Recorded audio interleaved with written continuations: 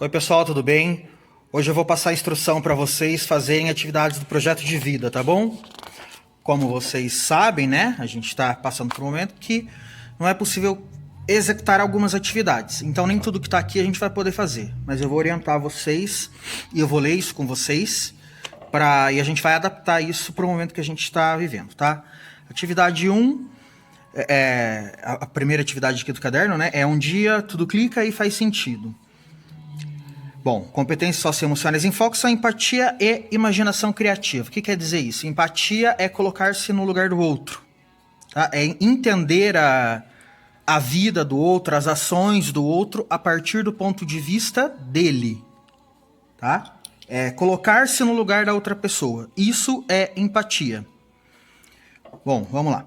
Nessa atividade você vai refletir sobre a importância das áreas do conhecimento e como elas se articulam para o desenvolvimento da sua aprendizagem e continuidade do projeto de vida. Para isso é importante que você organize tudo o que sabe a respeito do assunto e discuta com seus colegas.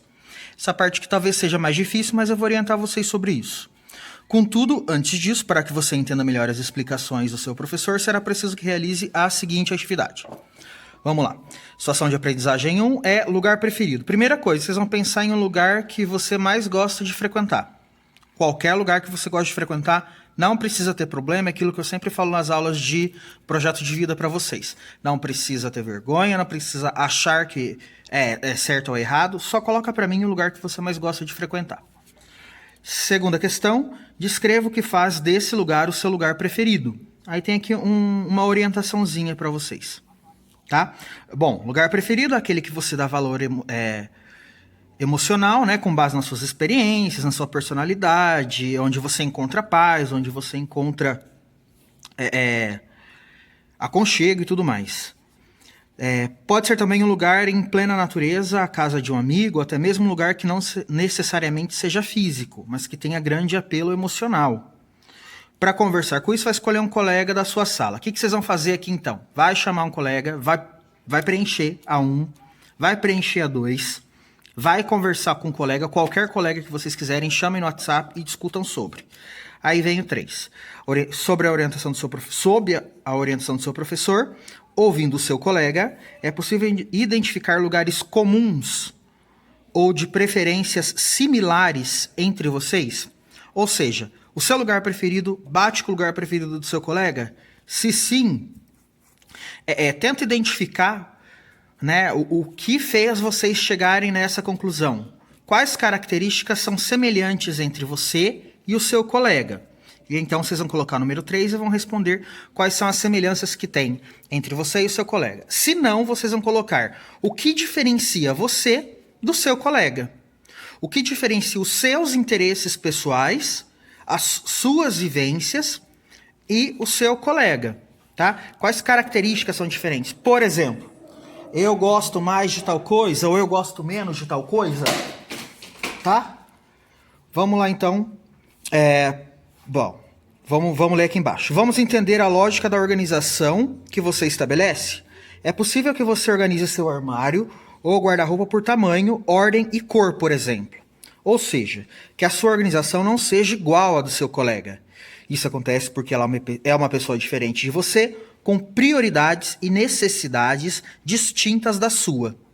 Bom que é assim, né? Pois bem, você deve estar se perguntando aonde essa conversa vai chegar e qual a relação entre o lugar preferido pensado no início da atividade e esse papo de organização. Calma que até o final da atividade você vai entender tudo em um só clique. Isso daqui seria mais eficiente se a gente estivesse em sala de aula, porém não vai ser. Então o que vocês vão fazer? Fez a 1, fez a 2, fez a 3 conforme a orientação que eu passei para vocês. E aí nesse pedacinho aqui, vocês vão colocar para mim como vocês identificam, né, essa questão de estabelecer ordens, estabelecer critérios, qual a importância que existe em estabelecer, né, um passo a passo, como vocês veem a organização da vida de vocês, né, a importância de organizar as fases, né, da vida de vocês, os objetivos que vocês têm para serem alcançados. Feito isso, a gente vai para segunda atividade que fala sobre representação visual. Aqui está pedindo para formar grupos de 5 pessoas e conversar sobre o que vocês sabem sobre organização das disciplinas e componentes curriculares. Se vocês conseguirem fazer grupos de até 5 através de WhatsApp, ótimo. Se não conseguirem, faz com 1, faz com 2, faz com 3. Chama um amigo, 2 amigos ou 3 amigos, não tem problema. Como os componentes curriculares se organizam por área do conhecimento? Então vocês vão ver quais são as matérias que vocês têm. Lista para mim, nessa primeira atividade aqui, vocês vão listar no caderno de vocês todas as matérias. Quais componentes curriculares parecem ter proximidade de conteúdo entre si? Vocês vão colocar lá, situação de aprendizagem 2, B, por exemplo. Aqui vocês botam A, aqui vocês botam B.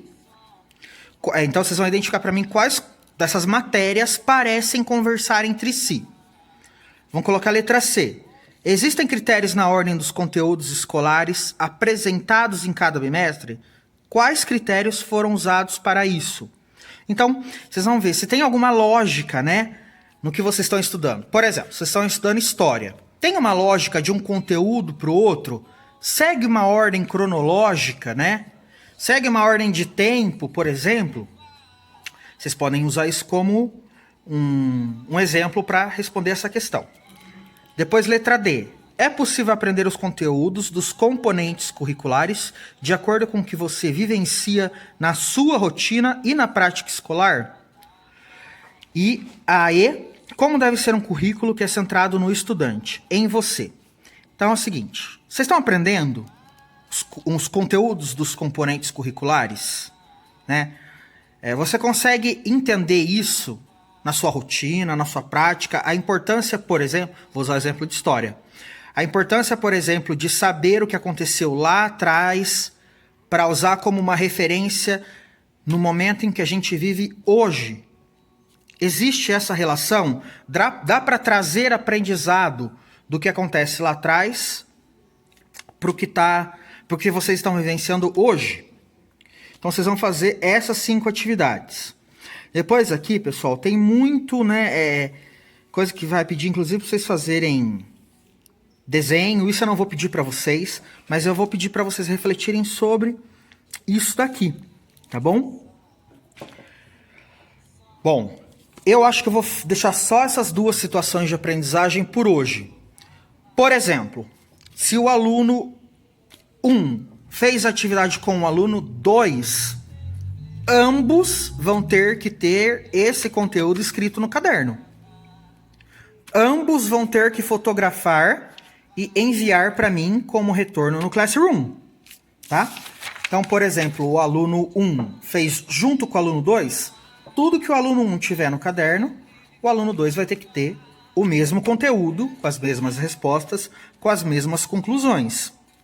E aí, então, vocês vão retornar isso aqui para mim, o tempo é aquele mesmo que a gente já passou, até semana que vem eu vou receber atividade 1 e atividade 2. Até quarta-feira da semana que vem vocês têm para me entregar isso, tudo bem? Bom trabalho.